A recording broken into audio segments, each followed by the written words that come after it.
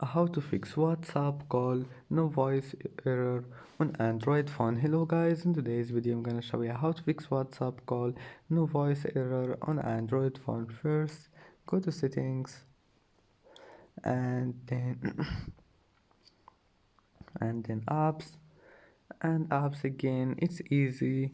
Now here you need to find WhatsApp. Just scroll down until you find it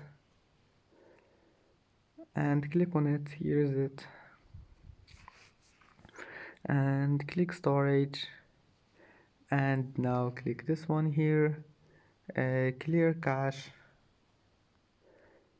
and go to permissions and enable click microphone. Here you will find microphone, click on it and click allow, and go back here to data usage and enable all of those here.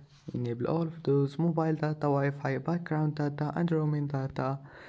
And that's it. Now just if that doesn't fix your problem, go back to WhatsApp and then click go to settings here, settings, and then click storage and data, and here just useless data, enable it.